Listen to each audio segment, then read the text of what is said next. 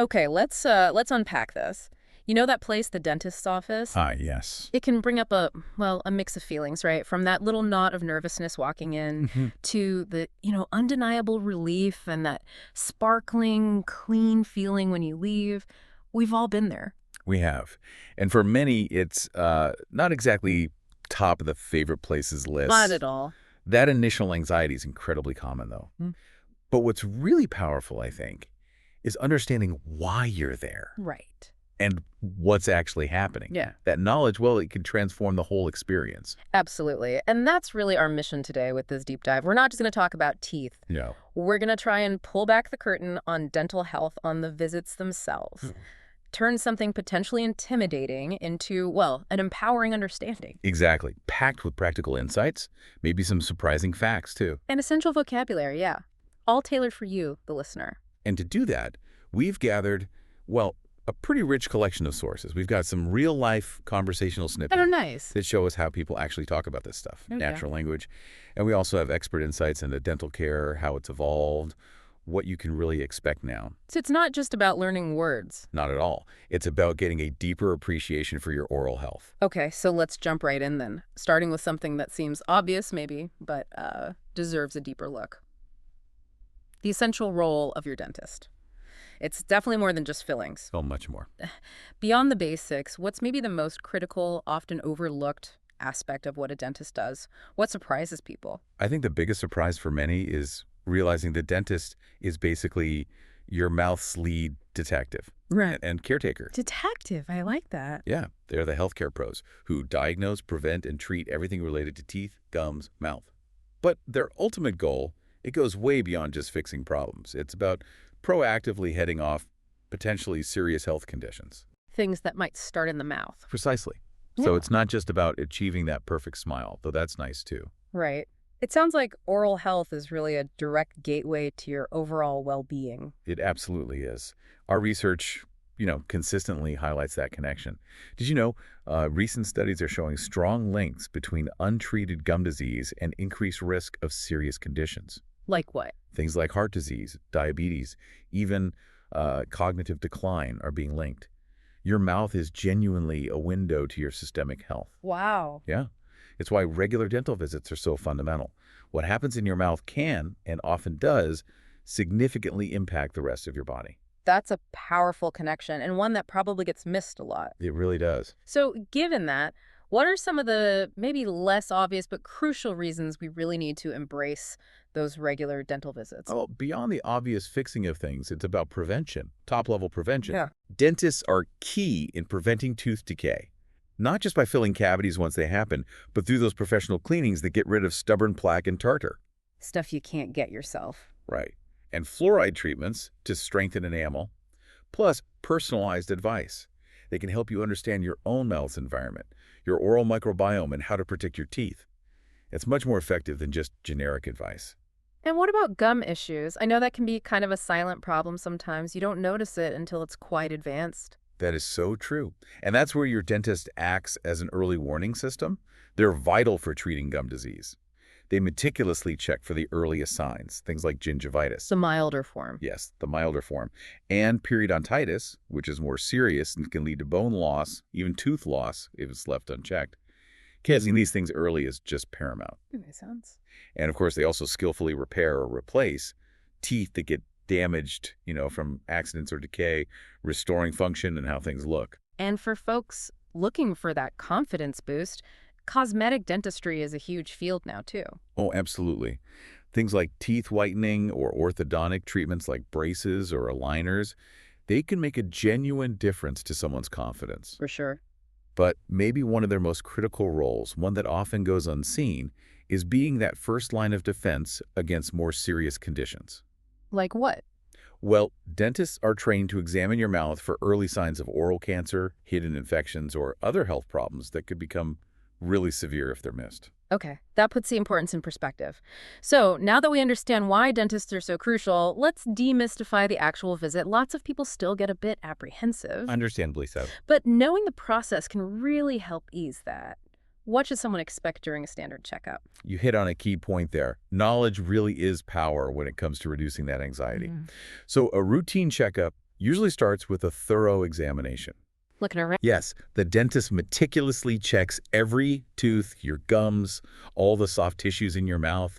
They're looking for any signs of decay, gum disease, or any other uh, anomalies. They use that little mirror Yeah, the tiny one. and that pointy explorer tool. It's not just poking around randomly. They're carefully feeling for the earliest signs of a cavity or a weak spot you'd never see yourself. And sometimes they take x-rays. I always wonder what exactly they're seeing with those. Are they always necessary? Good question. They're not always needed at every visit, but x-rays are like the dentist's superpower, really. They're diagnostic images, like a picture of your bones and teeth, Okay. allowing them to see inside, to see issues hidden beneath the surface. Yep. Things like hidden cavities between teeth, maybe an infection down at the root, or bone loss around the teeth, stuff invisible to the naked eye. Gotcha. So after the exam, maybe x-rays, then comes the cleaning. Usually, yes. The dental hygienist typically performs the cleaning. This is where they expertly remove that plaque. And the hardened version, tartar, from your teeth. It's so crucial for preventing cavities and gum disease. That super clean, smooth feeling afterwards. That's always the best part. It really is satisfying, isn't it? And the next step often involves a fluoride treatment. Think of it like a protective shield. Okay. It directly strengthens your tooth enamel, making it more resistant to decay. And finally, the visit usually wraps up with personalized oral hygiene advice. Like how to brush better. Exactly. Practical tips on brushing, flossing strategies, maybe even dietary suggestions to keep your teeth in top shape until the next visit. And the good news, really, is that modern dentistry prioritizes comfort. Most checkups are genuinely painless. That is a huge relief for many, I'm sure. Yeah. Okay, now let's unpack some common dental challenges that might come up during these visits or, just in life. We've all heard of a toothache. What does that really mean? A toothache isn't just, random pain. It's your body's alarm bell. It's telling you something is fundamentally wrong. It could be a deep cavity, underlying infection, maybe even a cracked tooth you can't see. It's part of that whole family of words using ache for pain, stomachache, headache. Right. Our sources mentioned someone, Gary, having a really bad toothache that stopped him from eating. That's a classic sign something needs attention. And then there's the infamous cavity. I think most people have had one or know someone who has. What is it really? And what's the usual fix? A cavity, well, it's essentially a tiny battleground on your tooth. Bacteria produce acids, usually from sugars or not brushing enough, and these acids eat away at your tooth enamel, creating a little hole. A hole in your tooth. Exactly. Yeah. And if you have one, the solution is usually a filling. It's a material, could be composite resin, maybe amalgam, that the dentist uses to literally fill in that eroded space. It restores the tooth structure and stops the decay from getting worse. Okay. Interestingly, one person in our sources mentioned they never really had a cavity as a kid, so they were a bit of a health nut. Wow, that's impressive. I definitely had my share of fillings. What about those sometimes painful wisdom teeth? Ah, wisdom teeth. They're unique because they're the very last set of teeth to come through, usually in your late teens or early 20s. Right. Way back there. Exactly. And because they show up so late, there often just isn't enough room in the jaw for them, so they can interfere with other teeth, get stuck. We call that impacted cause pain, infections. So they often have to come out. Frequently, yes. Yeah. Removal is quite common. We say getting them pulled or extracted. Okay. And what if, say, your face is swollen because of a dental problem? What does that term mean exactly? Good question. Swollen is an adjective describing when a part of the body gets bigger than normal. It's usually due to inflammation or fluid buildup, Yeah. often from an infection like a dental abscess. Right. In our source material, Gary's face was swollen. The noun is swelling, like put ice on the swelling, and the verb is to swell. Got it. And crown always makes me think of royalty, but it has a very specific, important meaning in dentistry, doesn't it? It does. So technically, the crown is the entire visible part of your natural tooth, the bit above the gum line. Okay. But when a dentist talks about placing a crown or needing a crown, they usually mean an artificial cap. It fully covers a damaged tooth.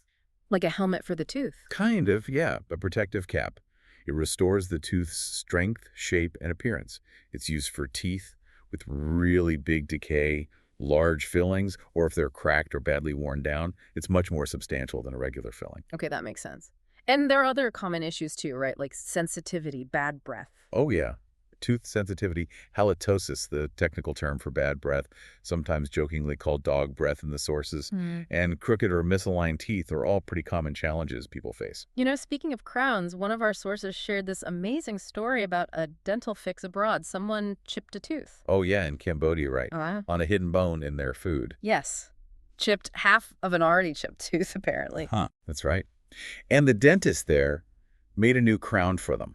Not with the usual gold or porcelain we might expect here, No. What then? with a paste. A paste that hardened perfectly and looked completely natural. And the really astonishing part was the cost. How much? $10. $10 for a crown. That's unbelievable. Truly incredible. And the person mentioned the dentist looked quite young, maybe around 30, but did an absolutely superb job. Wow. It just goes to show you never quite know what you'll find when you travel. Amazing story. Definitely. Okay, let's build on that. Let's dive into some essential dental vocabulary and phrases, stuff that will really empower you, the listener, to navigate conversations about dental health, whether you're actually at the dentist or just chatting about it. Good idea. We've touched on words like toothache and x-ray already, but let's really distill some key expressions for your toolkit. Absolutely. A really fundamental one is checkup. This isn't just for when you feel sick. It's that routine visit to the dentist or doctor for a general examination. And when we talk about teeth, we usually specify a dental checkup. So you'd say, I went in for my 6-month dental checkup, for example. got it. That's super common. And then cavity, which, as we said, is that hole in your tooth. Exactly. You'll often hear it in a phrase like, uh-oh, the dentist found a cavity during my checkup. Okay. And what about taking a tooth out? Right. The phrase is usually to get a tooth pulled. Sometimes you might hear the more formal term extracted. So get a tooth pulled? Yes. It just means the dentist surgically removes your tooth. And while, the idea can sound a bit scary, Definitely. remember that local anesthesia is always used. You won't feel pain during the procedure itself. So you might say, I had to get a wisdom tooth pulled because it was impacted. Okay, checkup, cavity, get a tooth pulled. Good basics. But beyond those single terms, how can we use more natural sounding phrases, things you genuinely hear? Well, when a dentist wants to know what's wrong, a very polite and standard way to ask is, what seems to be the problem? Simple but natural. Very. Then, when they need to examine you, they'll often just say, okay, let's have a look. Let's have a look. Yeah, I can hear that. And that phrase is super versatile, right? A mechanic looking at your car, a doctor looking at a rash, anyone inspecting something might say, let's have a look. True. And there's also that phrase, it doesn't look good. Sometimes that means more than just how something appears, right? Exactly. It can literally mean something looks bad, physically. But often, in conversation, it signals that there are likely going to be problems in a situation. It carries a heavier implication. Like how? You might hear, it doesn't look good for my chances of getting that promotion, or the financial forecast doesn't look very good for the economy this quarter. It implies a problematic outlook, a negative prognosis. Ah, okay. That's a useful nuance. So those are great. To really help listeners get fluent, let's try transforming some basic phrases into these more natural ones. Good idea. Fluency builder time. Okay, instead of just saying, I went to the dentist, how could you make that sound more natural using what we just learned? You could say, I went in for a dental checkup. Yeah. Or, I had my 6-month checkup. Nice. Okay, what about, I have a hole in my tooth? The more common way to phrase that after a visit would be, the dentist found a cavity. Right. And lastly, instead of, the dentist took out my tooth. You'd almost always say, I had to get a tooth pulled. Or maybe, I had a tooth extracted. Perfect. Practicing those shifts really helps elevate conversational fluency, doesn't it? It really does. And just as a quick cultural note, especially in the U.S., it's very common for people to go for those dental checkups every 6 months. Right, it's quite routine for many. It is. And that might contrast with some other places where maybe people only go if they're actually in pain. So that routine nature is why these phrases are so common in everyday talk. Exactly. Phrases about checkups, finding cavities, needing fillings, or getting teeth pulled are just part of the regular conversation because the experience is so common. Understanding all this definitely empowers you, not just with knowledge, but helps you talk about it more confidently and, well, naturally. For sure. Okay, so we've covered the dentist's role, the visit itself, common problems, key language. Now let's shift focus a bit. Let's talk about your direct role, the listener's role in maintaining a healthy smile. It's certainly not all up to the dentist, right? Oh, not at all. Your daily habits are absolutely the cornerstone of healthy teeth and gums. It starts with brushing, of course, Twice a day? twice a day, ideally with fluoride toothpaste and a soft bristle brush. That's foundational. But just as important, maybe even more so for some areas, is daily flossing. Ah, flossing. The one everyone knows they should do. Yes, but it's so crucial. It removes food particles and plaque from between your teeth, and under the gum line places your brush just can't reach. It's key for preventing both cavities and gum disease. Okay, duly noted. What about diet? Does that play a big role? A huge role. Eating a healthy diet means trying to minimize sugary foods and drinks. Those are what feed the harmful bacteria in your mouth that cause decay. So, less soda, less candy. Exactly. Instead, prioritize foods rich in calcium and other nutrients, things like dairy, leafy greens, nuts. They help keep your teeth strong. And drinking plenty of water is surprisingly beneficial too. How so? It helps rinse away food particles, keeps your mouth hydrated. A dry mouth is more prone to problems and often contains fluoride, depending on where you live. Interesting. And of course, avoiding harmful habits is essential. Smoking and excessive alcohol use significantly increase your risk for gum disease, tooth loss, bad breath, and even oral cancer. So it really boils down to consistent prevention and self-care day in and day out. Precisely. And that brings us right back to the power of those regular professional visits we talked about. The checkups. Yeah, those checkups every 6 months or so, they aren't just a suggestion, they're like a critical safety net. They allow the dentist to catch problems super early before they become bigger, more painful, or frankly, more expensive issues to fix. Right. Prevention and early detection working together. That's the ideal combination. Okay, let's broaden our view even further now. Beyond the regular checkup with a general dentist, what about the world of specialized dentistry? And what's happening, at the cutting edge? Are there really different kinds of dentists? Oh, absolutely. It's actually quite a vast field with many specialties. Your general dentist is your primary care provider for your mouth, handling routine care, fillings, basic issues. Okay. But then you have specialists. For kids, there are pediatric dentists who are experts in children's unique dental needs and development. Makes sense. Orthodontists, of course, they're the ones who deal with braces, aligners, correcting bites, and straightening teeth. Right. Periodontists are the gum specialists. They treat complex gum diseases, place implants sometimes.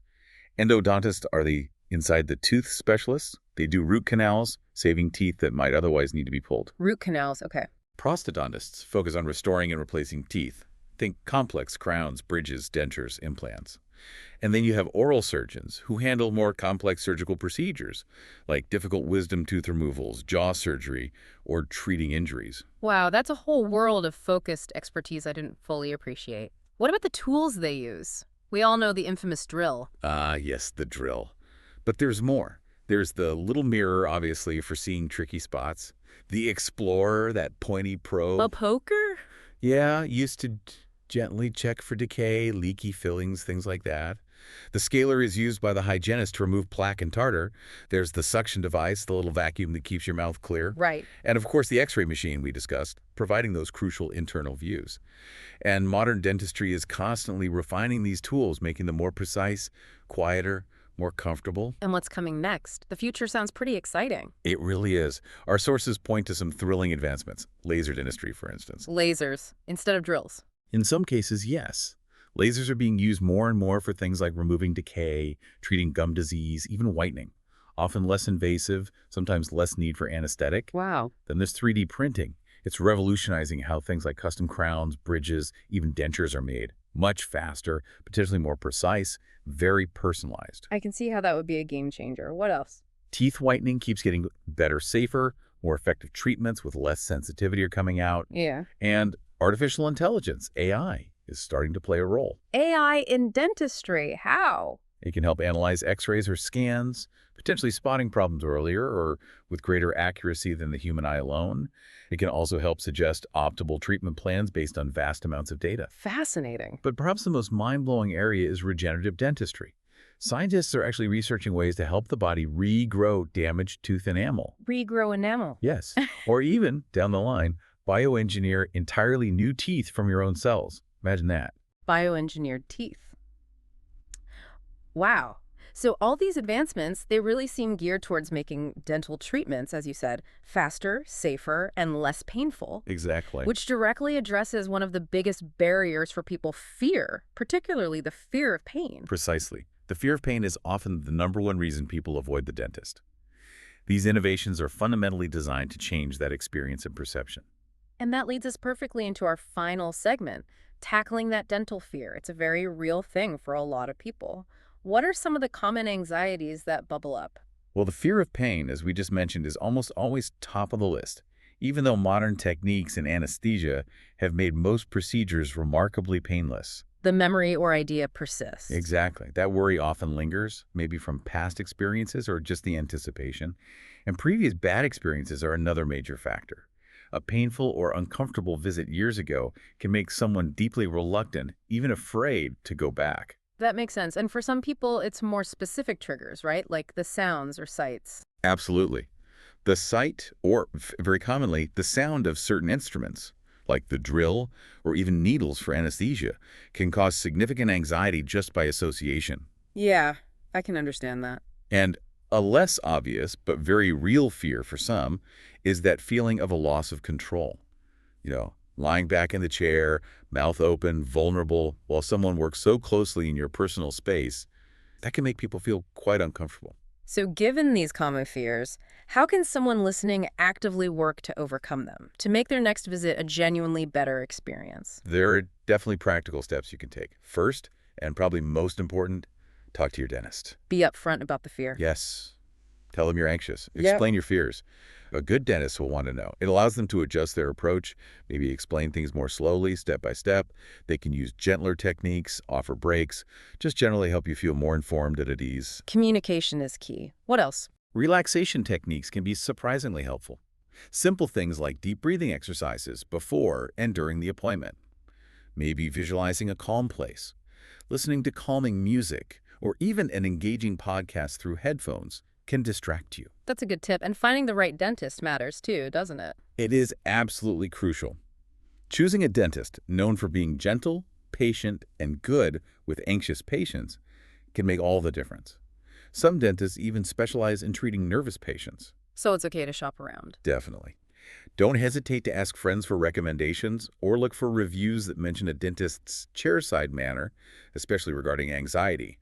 Finding the right fit is paramount. This deep dive has really given us, I think, a whole new perspective on dental health. We've journeyed through the essential, often surprising role dentists play. More than just fillings. Way more. We've decoded what actually happens during a visit, explored common challenges like cavities and wisdom teeth. And armed you with some vital vocabulary. Check out cavity. Get a tooth pulled. Right. We've also shown a light on these incredible advancements happening in modern dentistry, lasers, AI, maybe even bioengineered teeth one day. And importantly, discussed practical, actionable ways to tackle that common dental fear. So thinking about all these incredible advancements we've touched on today, laser dentistry making things potentially drill-free, AI helping with diagnosis, research into regrowing enamel, how might your next dental visit listener fundamentally transform in the coming years? What new possibilities does this open up for maybe preventing problems before they even start? Could dental discomfort become a thing of the past? It's fascinating to consider, but ultimately, understanding the importance of your own consistent oral hygiene, recognizing the huge value in those regular dental visits, and knowing that modern science is constantly working to make treatments better, more comfortable, more effective, that understanding truly empowers you in your own health journey. We really encourage you to reflect on your own habits, maybe ask your dentist about some of these newer approaches next time you're in. Remember, understanding this world empowers you for a healthier future and, of course, a brighter smile.